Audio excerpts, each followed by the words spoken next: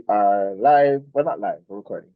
Hi. All right. So this is Therapy JA Conversations with Therapists, episode one. Oh, sorry, your team. Sorry, my bad. I thought you were saying my professional name wrong. Sorry, Stephen. No man, it's fine. TherapyJA .com. So as I've said, the purpose of Therapy JA is to, be a resource for people who want to find, therapists and have easy access to therapists. You know what I mean? To find out, what kind of therapists are on the island and, just to be able to like book them for sessions and speak to them and stuff. The purpose of this series is to have therapists who are experts in the field that we can discuss topics on mental health, and mental health in Jamaica, and we can like learn more about the type of therapy out there and how it helps and affects other people. So today I have Lesli Ann Belnavis Elliot. She is the CEO of Art Therapy JA, a really cool um therapy house. Could we call it like a therapy house? Or is it like a therapy business? Agency, yeah. Yes, An an agency. agency. All right, perfect. So today, Leslie will be telling us about art therapy and just explaining the process and how it helps other people. So, Leslie, I gave you like a semi-decent introduction, but I know you can introduce yourself much better. Please tell us about your business and what art therapy JA is about. Okay, so thanks for having me, Stephen. Yeah, I love how you elevate me to CEO, sir. I'm Yeah. director of Art Therapy JA. I am a registered art therapist. I have been practicing for the past 16 years. I would say 15 in Jamaica and one in the States. I attended Florida State University where I got my master's in art therapy. So I know a lot of people are like, huh, what is that? Is that studied or practiced in Jamaica? No, not really. You have to go abroad, unfortunately, for now to practice the profession. And what it is a mental health profession that I like to say marries art and psychology together. It's a unique marriage. So I am a therapist. I am trained in psychology, but I'm also trained in knowing how to use art to help clients express, reflect, process, address, and cope with difficult emotional, psychological, developmental concerns. Mhm. And so it can be used with children, adolescents, adults, families, couples, with groups, you name it. And I mean, when COVID hit, I jumped into the telehealth world. So it doesn't have to be in person. It can also be done online. Okay. So you're saying that normally, if you mind me asking, normally like what kind of patients do you normally get? Like children, adolescents, couples, like who gravitates a lot or to art therapy? From your experience. Well, I mean, it's all of those. It just depends on the setting and the Mhm. situation. So my experience ranges from a gamut, as I said, from children to the elderly. So Mhm. I've may have done projects or been hired to work in like a nursing home, Mhm. in a correctional facility for boys and girls, various educational settings, specifically in Jamaica, ones that cater to children and adults and adolescents with special needs. Um, and that even range, I think I said, well, schools, but it also had children's homes as well. So there's that, as well as there are projects where I might work within the community Yeah. with adults, with single moms, with you name it, a range. And then in private practice now, I get different clients, different needs.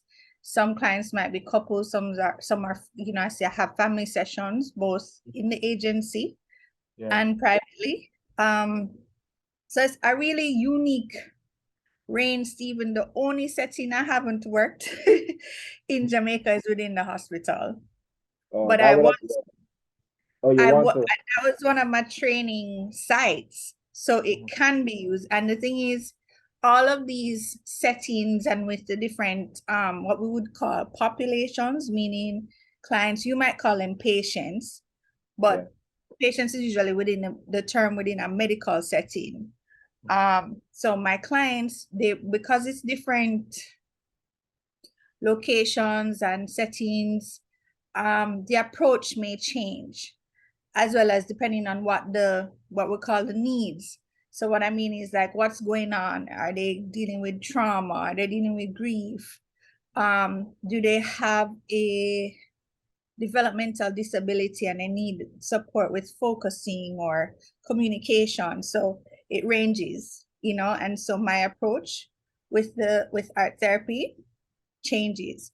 And I want to break it down a little bit more in terms of what makes it unique to maybe what they call talk therapy or traditional forms of psychology. This is not to downplay or dismiss the role of psychology and therapy and counseling.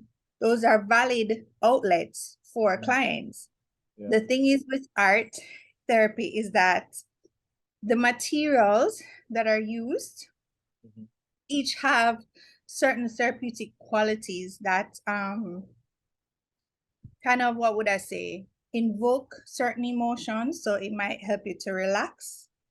It might help you to what we call catharsis, meaning channel, say, for example, you are angry, but instead of maybe punching somebody physically or harming them physically, they are putting that energy in a piece of clay or whatever the activity is. Or say somebody has issues with problem solving, or they need to figure out this issue, there might be an art activity that's given to them to help them problem solve what's going on. So my approach is that I always assess the clients first. I have to know their history, I have to know their background, what's going on, what's the concerns, and what they want to work on.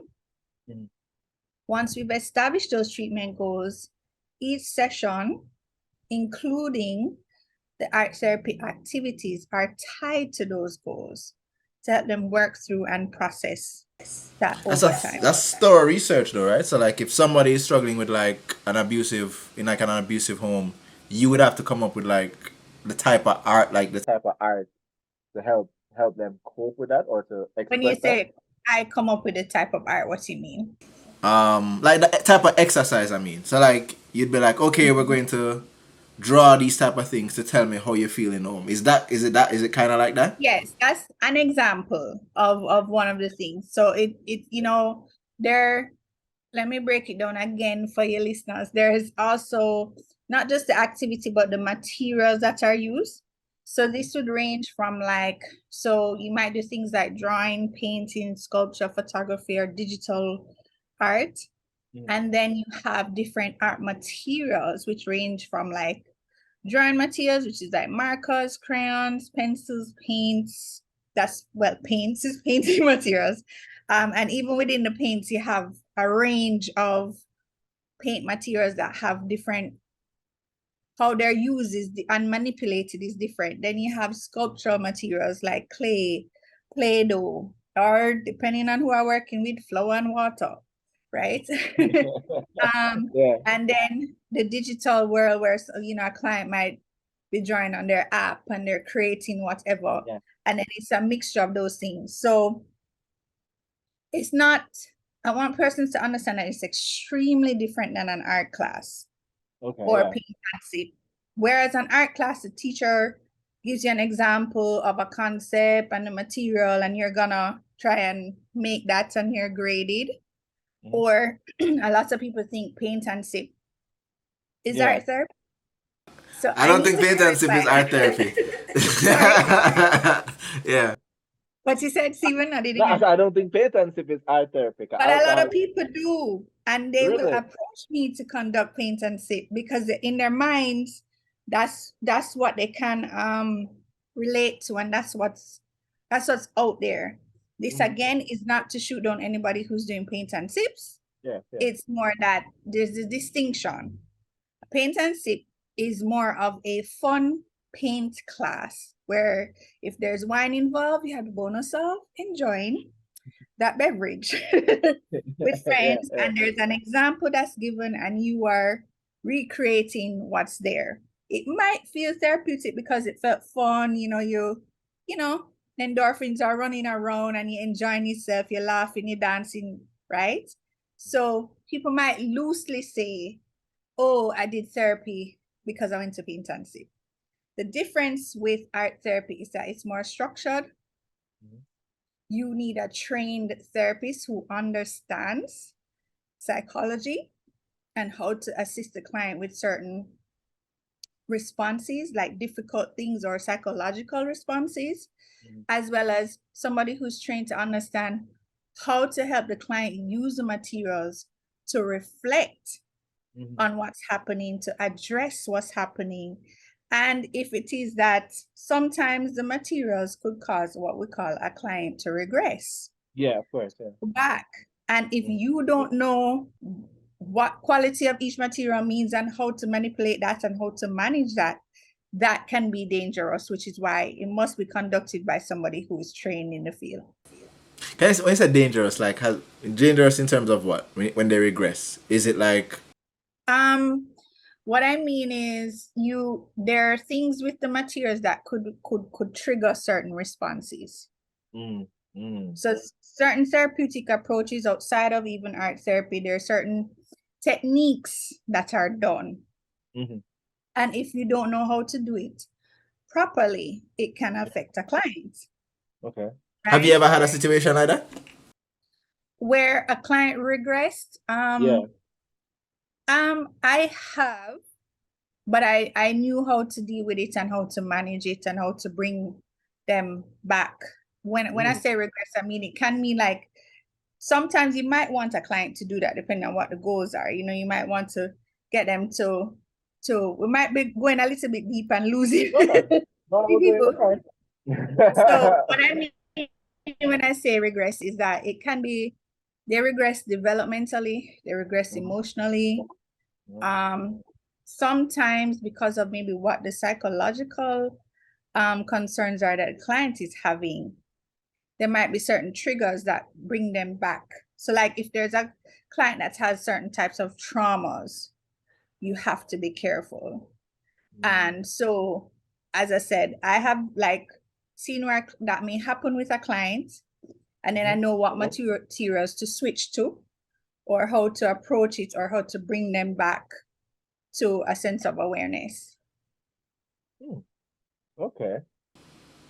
All right, I kind of wanted to go back a bit, and I have to ask. So, what made you do this? Like, what made you go into art therapy? Was it like you loved art? Because art runs in your family. Like, did you love art and you enjoy therapy? So you never combined the two. I would say my family is an artistic family.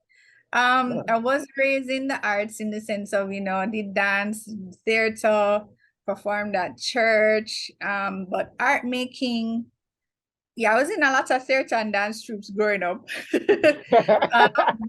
And my mother ran a, big up Lesli Ann Belnavis, she ran a youth group at the Church of the Ascension I used to attend as a child. And so it was like that. Never heard. What are they? In Mona. Oh, okay. Anglican church. I mean, I was a part of the handbell choir. I was in the choir, like the only handbell choir in the nation. So that was my childhood. The arts was my world, and all of my sisters and I are artistic in some which way. But in terms of high school and stuff, art was a subject that I excelled in always. Even recently, somebody saw me when I did a presentation at the school, and the person was like, when I told them what I was doing, and they're like, boy, Leslie, you're still another arty. But which is good though. I feel like a lot of people would love to be still in the arts, but they're kind of like, boy, we were raised to be like, it now gonna make you money. You know what I mean? A lot of people were raised as that. That's part of the journey too, because I followed, without going too into it, but I followed the passion of art, in what you call it there, lower 6. I told my parents I had a meeting. I said, listen, Mommy and Daddy, I would like to have a meeting with you. And if you send me to upper 6th form, you're wasting your money. Wow, you said I that. would like, yes, I did. Listen, make anybody else did say that. Drama. I was like, I don't know where I had that kind of sense of self-awareness to say, and I don't think I was rude. I think I just said to them, I would like to have a meeting and I'd like to talk to you guys about something. And I just said, if you did it, you're wasting, because I do not feel like sixth form makes any sense. I didn't feel like it made any sense for me. But what I said to them was, here's what I would like to do instead. I would like to go away to study art.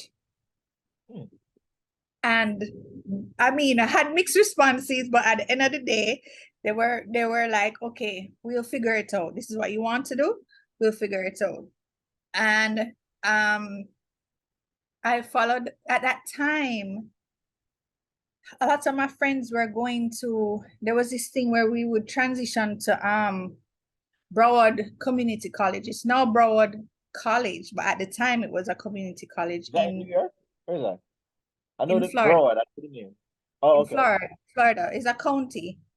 Okay. So like in between Miami and Fort Lauderdale.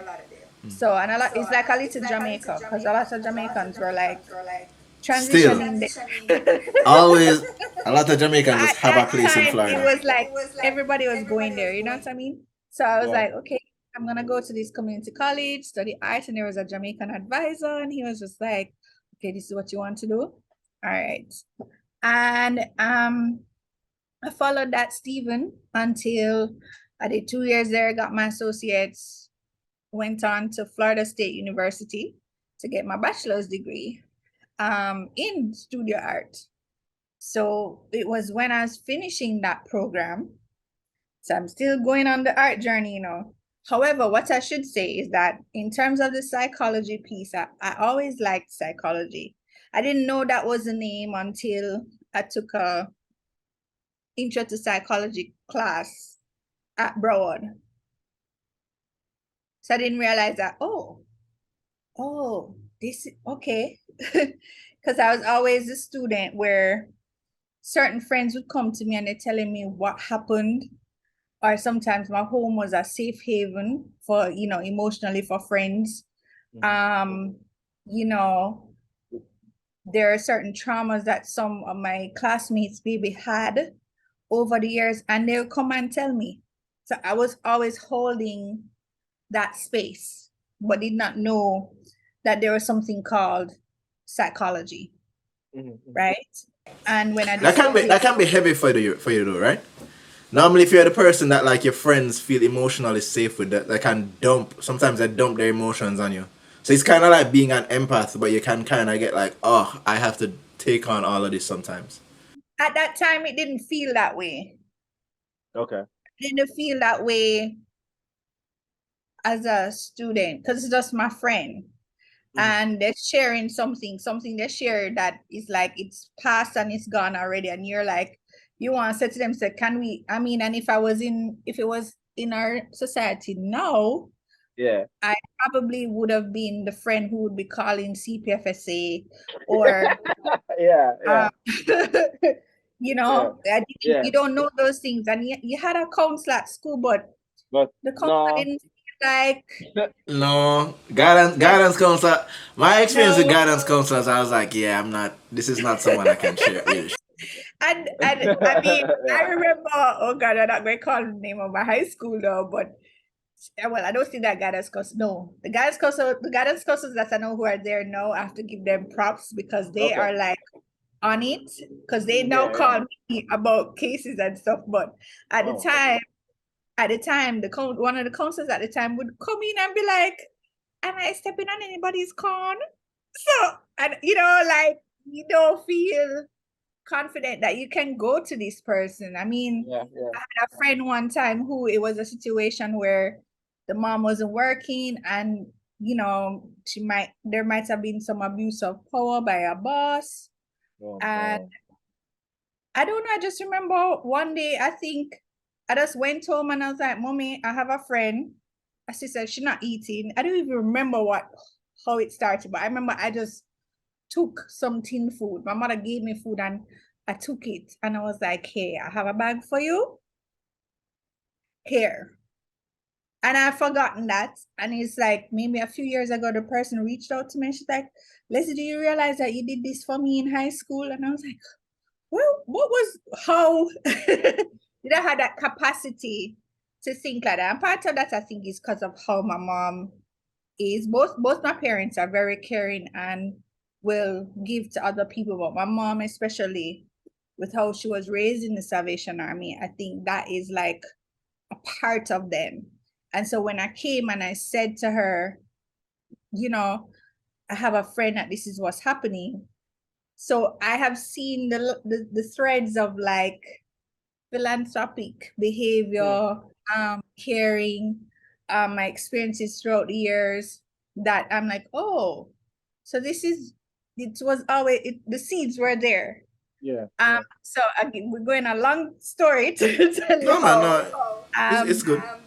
in the end, when I was doing my bachelor's now, I was like, okay, and I was finishing it. So I was like, where am I gonna go? What am I gonna do with this degree? I'm gonna be a starving artist. Cause I love to say that phrase. I hate that trope so much, man. But that's what, at that point I was like, okay, well, I follow this passion. I don't know what's gonna be the next step. And the term art therapy kept on coming up for me, and it came up in threes in a matter of 2 weeks. And I was like, okay, God, you're sending me a message.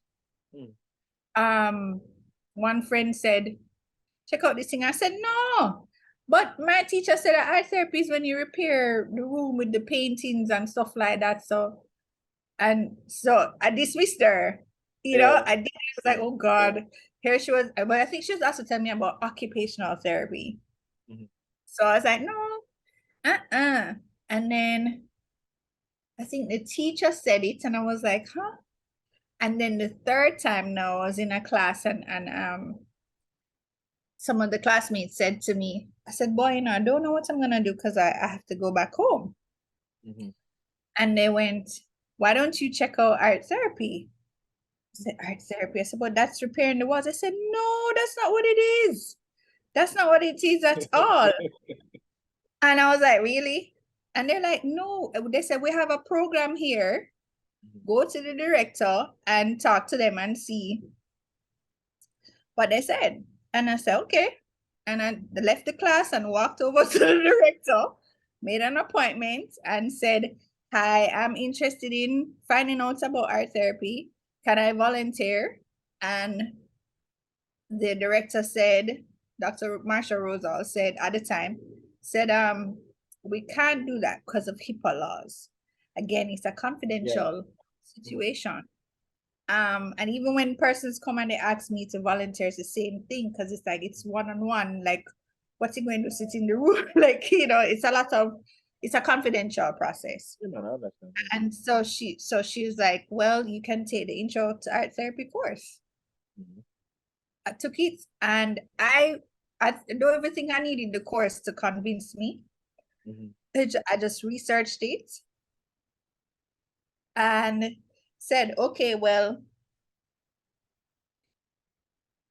the thought I had was, being a Jamaican and coming from Jamaica, we as Jamaicans are extremely creative and expressive, but we are also violent and have difficulty de-escalating and handling our emotions when, or as people say, we're head chip. So I was like, why not use what is innate in us to help heal us? That's the concept I've had. And from that, I said, well, I want to go back home. I want to go back home and do this thing and use this thing. And so here we are, Stephen. That's 16 years, 16, 17 years? 16 years, yeah. 15 in Jamaica. Okay. All right. And so when you first started, was it difficult for you? Like getting the business off the ground? Of course, because ain't nobody know about art therapy. Nobody. I was like, everything I do, I'm like what they call them, the tone caller, tone crier, like art therapy, art therapy. They're like, what is Running to that? the town square type thing, like I mean, and don't tell even it on the the first, mountain. what you said? No, I said I run. You said like the town square, the person that run into the town square and is like, yeah, yeah. You know, or extra read all Read about all it about back in it. the Yeah, day. yeah, I was like going to the hairdresser, this is what I do, you know, and it was just like, and that's actually one of more interesting things. When I do go to the hairdresser and I talk about what I do, or they start asking me, they in their own way become what you call it? your agents, like them help you find clients Yes, and say, you yeah, never yes, know yes. somebody that needs. Yeah. Yay. And I'm Yeah, like that. I'm down to earth. So I'm gonna just be real. I'm gonna explain it to you so you understand what it is. And they're like, oh, okay. But I don't do that as much now. But when I first came, it was like there was this urgency to try, and I went to all of the big wigs and had meetings to see how could I be a part. Well, some of them we'll just do that. Face Stephen. It didn't happen. And I look on it as that's just part of the journey. That's the journey. Some were supportive. I remember the late um Dr. Freddie Hicklin said to me, this process is gonna be a journey.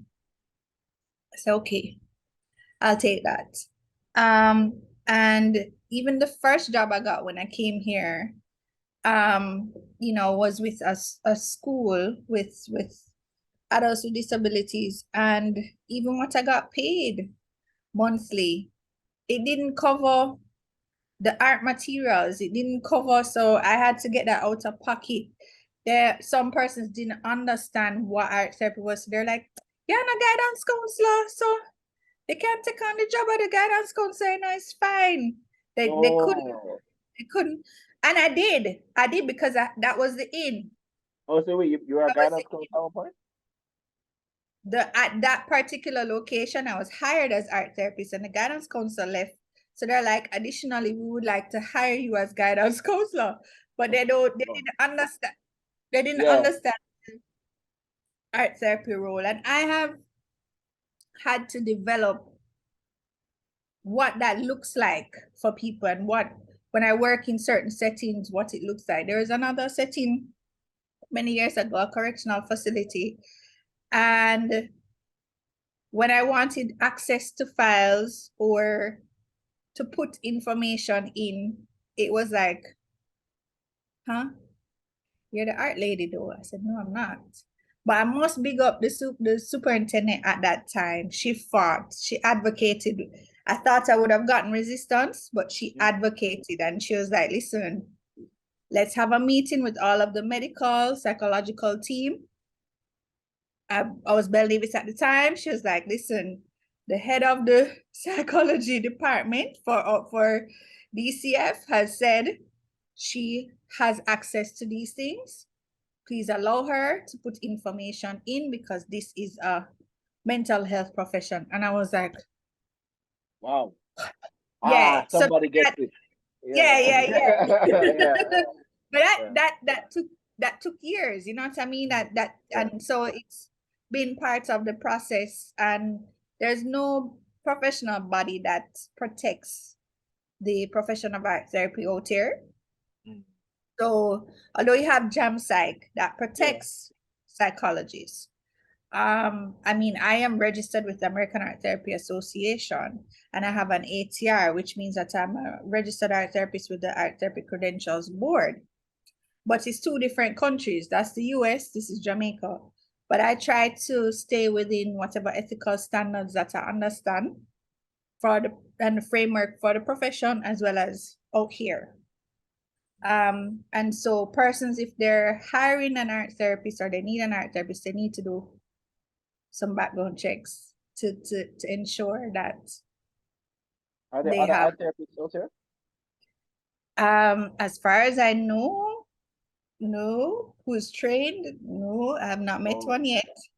Oh. But I'm not the only form of expressive arts therapist out here. Okay. What's So another one? so you have expressive art therapy, which is where you're trained to study drama, dance, movement, art, music, and you can incorporate all of those modalities. So that's another one, right? And then under it, you have us. So like art therapy is by itself, dance movement therapy, drama therapy, music therapy, play therapy, Santre therapy, all of those. Santry, what's that? Sorry? Santry? Is a Santry therapy? Yes. What is what's that? As briefly as I can explain it, is that there's a science behind how to use the sand in a tray and object Oh, oh, to help persons process. I think it's tied sometimes with play therapy, right? wow. My younger sister is a dance movement therapist, but she's just not in Jamaica. And we do have a drama therapist in Jamaica, Zara Warner. That's interesting to me though. Like a dance therapist and like a drama therapist. So is it like we're like, okay, we're gonna act out the roles or how you feel we're gonna act it out? Is it like that?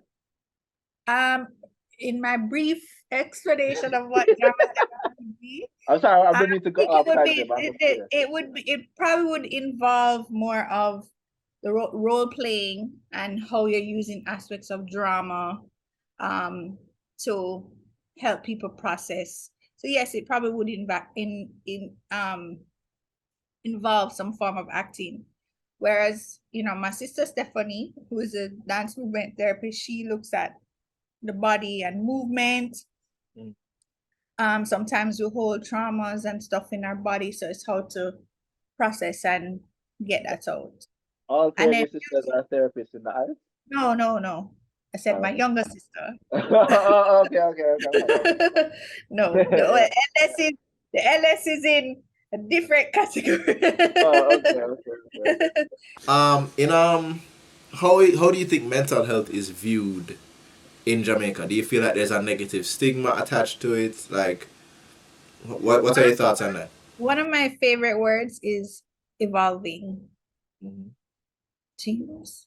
And I think the approach to mental health is evolving. That's what I'm seeing over years. You still don't get it wrong, or don't get me twisted. It's still, the stigma is still there, Mhm. but I see people now, especially since COVID switch up things. It did. So you might have persons who were into mental health or want to come. So you have the set that say, no, I'm not go no therapist unless I'm not mad, so I'm not go. You have Yeah, that set. that is I didn't be That's the surprised. Even standard. That's the flat yeah, line, right? yeah. Then what I would see is persons who want to send like maybe their children for therapy or themselves, but if they couldn't afford it or afford it on a consistent basis, which is why one of the things that I hope that art therapy can do in the future, so anybody's listening out there, is to have a partnership where donors could donate funds, and if there's a client that comes in that really can't afford set amount of sessions, that's already paid for. That's one of my dreams, because I saw that, so I was like, okay. Because I remember I was finishing a project, and this mother turned to me and she's like, so them now make a comeback. Them now make a comeback, miss. No, mama, I want to continue with my daughter, And she's like, boy, I don't have it. And that has stayed with me. I mean, I finished that project in 2012. And that interaction has stayed with me, where I was like, oh, so it's not just a thing where people are just like blanket, I don't want to come because of the stigma. It's also, can they afford it? And can they afford it on a consistent basis? Then you'd see the persons who are coming, but they come in privately because they don't want nobody recognize them or nobody in their business. And you understand that as well. Jamaica is very small. Listen, And I'm gonna tell you. I will share this quick story because I remember when I was in high school and I went to like a therapist and I saw like it was like me and there were like a bunch of students from another school and I felt so ashamed like to go see the therapist. You know what I mean? And I feel like that stigma is still kind of always there, where if you're going to a therapist, there's like a judgment, which is kind of why I wanted. That's why I kind of made the site for it to be like a sense of where you can book online. To kind of, it's a judgment free zone, like a safe space. Sorry, I didn't mean to cut you. Go ahead. That's fine. I mean, and I mean, that's valid. I mean, I had another client who, when they saw where my location was, the parent was just like, oh, so you have these other persons in their specific profession, and they're like, I don't want them to see me. But the good thing is that my office was in a pediatric office, so it didn't say therapy. It didn't have the label, the obvious label, you know what I mean? So there's that. And then over the years, I start to see like, okay, still have the stigma, but people are reaching out. But once COVID hit, it's like it just like different. So you see this, like, I've started getting calls. I thought I would have lost out during COVID because I was like, okay, here we go. Ain't nobody really know about it. I've been pushing this thing, but ain't nobody going to check me now because it's COVID time. And it was the opposite. It was like you were now getting persons online. We're crossing, like, you know, it doesn't have to be in Jamaica alone. It was people from diaspora who are doing stuff as clients. And then I noticed I would even get, even if they didn't turn out to be clients of mine, I started even getting calls about appointments. And that was an increase. I didn't have that before. There was an increase, and it told me that people were like, listen, something is up and I need this outlet for myself. Whether they understood what I did or not, they were reaching out. And sometimes when I ask the parents, I say, well, how did you find out about Art Therapy JA? And they're like, my child Googled you. So that's what was happening. That's now what's happening. So you still have the stigma, but you have people who are now advocating and reaching out for therapy. And then the ones who will reach out, because I guess they're seeing the stuff on the internet, they're Googling therapists in Jamaica and I'm popping up. And I don't know if they're even seeing art therapists, they're just seeing therapists. They're just seeing, I need somebody. And it's when I'm explaining to them, okay, are you aware of art therapy, what it is?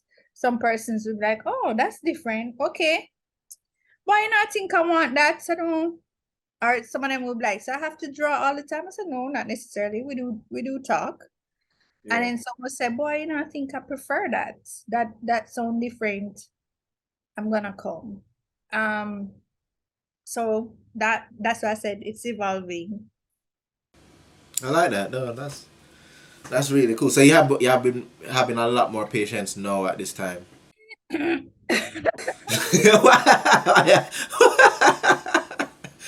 do I answer that? Okay, so you don't have to say, boy, business is booming. I would say, you know what? Private practice is a unique ebb and flow. Okay. I like that. Ebb and flow. Unique ebb and flow. And then now I'm going on maternity leave. So, but you know. Yeah, man. So wait, it's your practice, or you say you're like the director, so you have other therapists at your practice? Stephen. Okay, cool. I am the director of Art Therapy Jamaica. No, I understand. Therapist yet. I would love for persons to study art therapy and come back, so we have more of us because we need it. I mean, look at. You know, I was talking to somebody about this the other day. Like, when you look at what has happened with COVID, okay, these issues were there long before COVID, but it's like COVID exacerbated it. You know, I now have teen clients who are dealing with diagnosed with social anxiety, then have more depression. You have persons who are cutters. And yes, we have cutters in our society, or persons who self-harm is what I should say. Yeah, I know. That's not an American thing. Can I ask you something? Is it that anxiety, Why is there such a huge influx of anxiety now?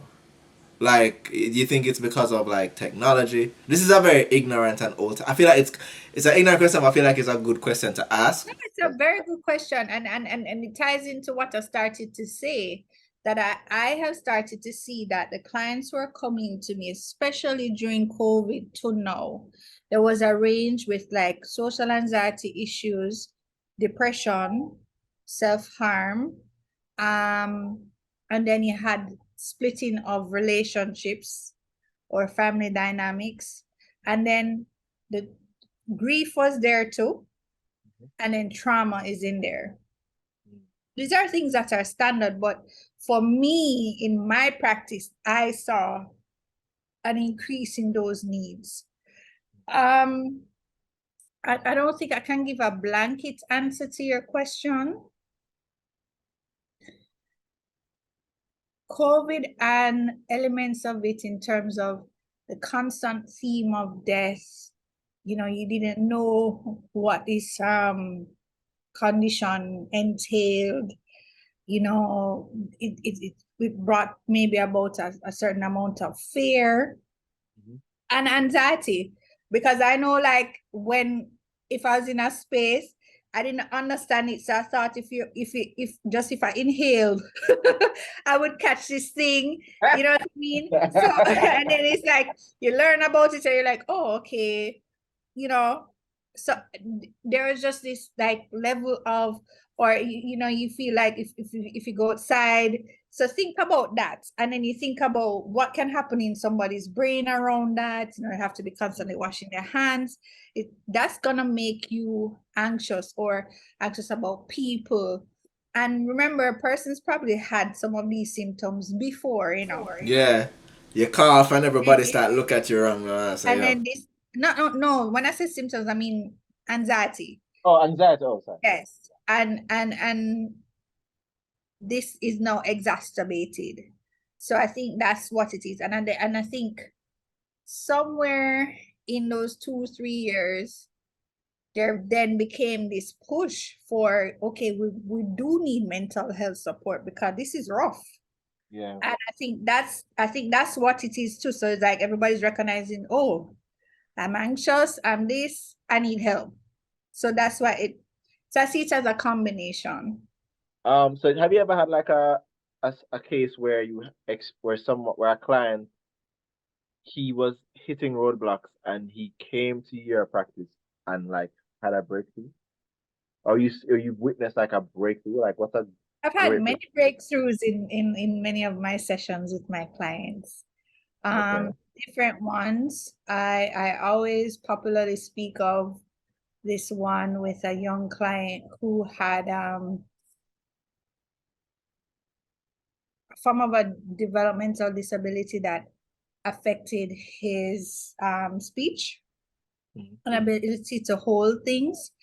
And for a year, it was like all he wanted to do was just pour water or pour paint into a cup. So developmentally, it was like he was at this point, he was age 8 at the time, I think. 8? That is okay. 8.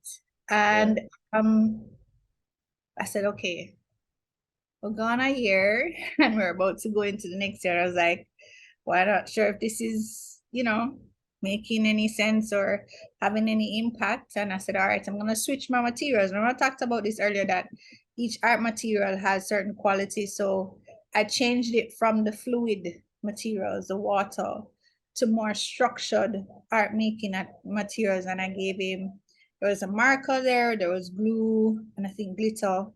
And he touched my hand and said he wanted to trace my hand. Like, he is nonverbal as well. Oh wow.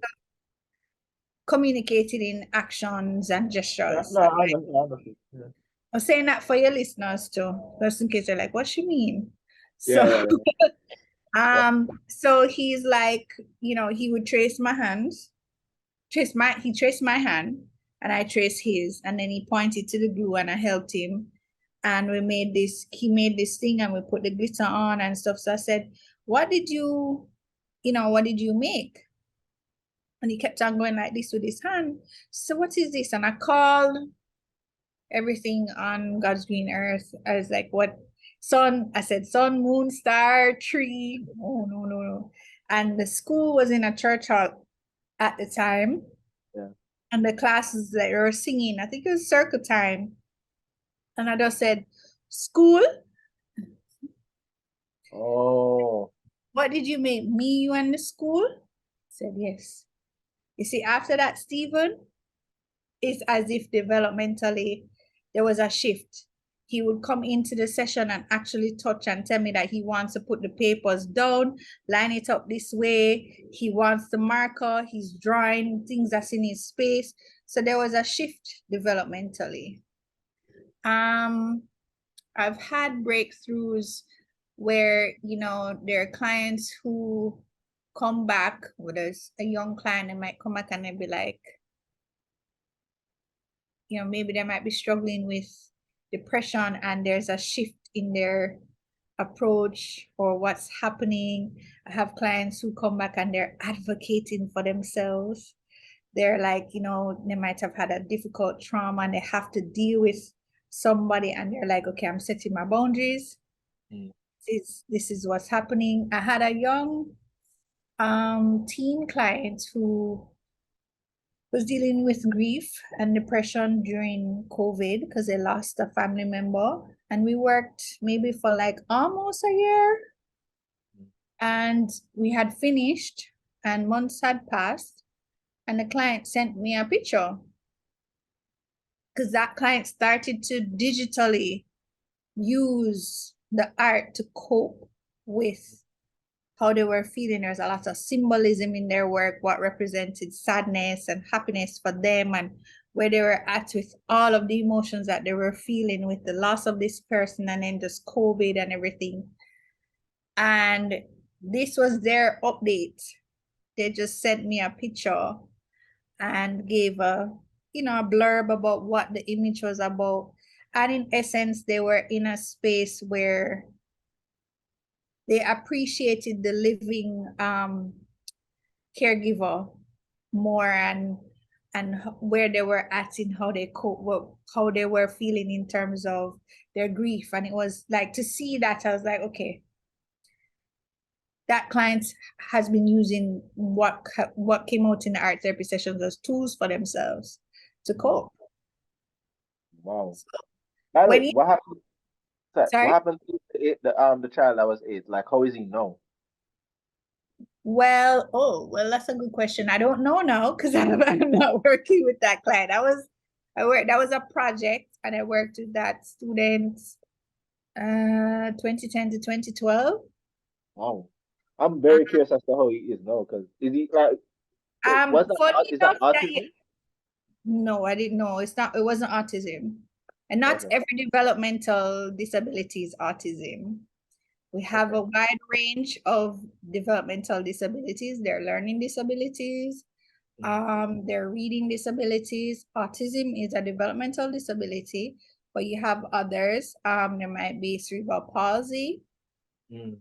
a medical one that can affect speech and movement and stuff. I don't even know if he had an official diagnosis, but it was like a global, what they call a global developmental delay. So it's something that affects his body and speech and stuff like that. Actually, I had the opportunity to work with him years later, and that was even unique to see how I think even one day in one of the sessions, he drew that same incident. He drew it. Yeah. I was just talking. I don't even think I said anything about working with him in the past. Did I? Can't remember. I think we were preparing for an exhibition and I was talking. But either way, he drew the two hands with the paper. And I was like, you remember this? I last saw that client in 2012. And this project ran from, I think, 2016 to 2018. So how many years that, Stephen? 4 years, 4 to 6 years later. Yeah. And he remembered. He's older, but he remembered. And, you know, I've seen where persons, when it comes to persons with disabilities, we underestimate how aware they can be, especially if they don't have language, they're Yeah, processing. They're yeah. processing I'm what's still happening. processing and I'm still no one realize things. They're very cognitive. It's just Yes. Just it's like how it it's like a disconnect. Sorry, don't mean to cut you. it's like a disconnect. What you mean in terms of Um, like so my father has had what 4 strokes now, and so like like certain parts of his brain are still there, still functioning, but there's a disconnect in terms of like his cognitive skills. Like he still has his memory, he still can speak, he still can read, he still can write, but his spatial awareness is like not connecting. affected. Yeah, Yeah. yeah. That will So like happen. yeah, you know what I mean? And it may take a while for those nerves to connect, you know what I mean? But in the case of him, your client, he still can like he still is aware, he still remembers and stuff. But maybe he can't verbalize it like he still can't Right, speak. right. Yeah, And that's what I meant by disconnect. he did it in the art. Did it in Yeah. art. And I actually do work with a client who has had a stroke and the stroke was severe.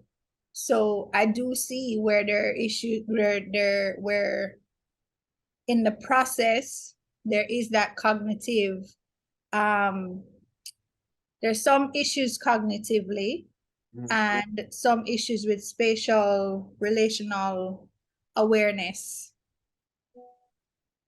with the client. And so that's what I help that particular client to work through.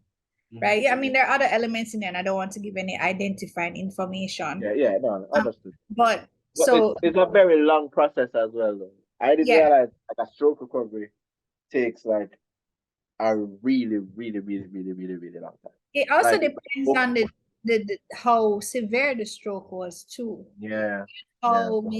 How soon maybe intervention happens, the type of intervention that can happen. Um, because even when I work with persons with disabilities, if it's very severe, it may be hard. And my goals might just be maintenance, might just be like sensory awareness, with the client that I mentioned with the stroke, it's maintenance, but it's like, okay, we're stimulating you cognitively as best as possible. Memory might be chipping in and having a difficulty with that. So like sometimes I have to be like on the client, like, okay, I'm doing things to prompt them. Now, in different cases, if I'm working with somebody with trauma, and depending on the type of trauma, the approach is different with that. If it's grief, it's different. But I've had sessions where I can say, okay, and just even recently, as I was preparing to go on leave, I had like my final session. It was so good because it was like a full circle moment. The client in the end said to me, and this is what's happening. I'm getting back maybe clients that I saw years ago, and they come back now. And this particular client said, "Do you remember when I saw you in X year? I created this." And when I saw the image, I said, "Oh, I remember the image." I couldn't remember my client's name who did it at the time because I see a lot of people. I probably have worked with over like 600 persons over Wow, the really? years. Yeah, it's a lot.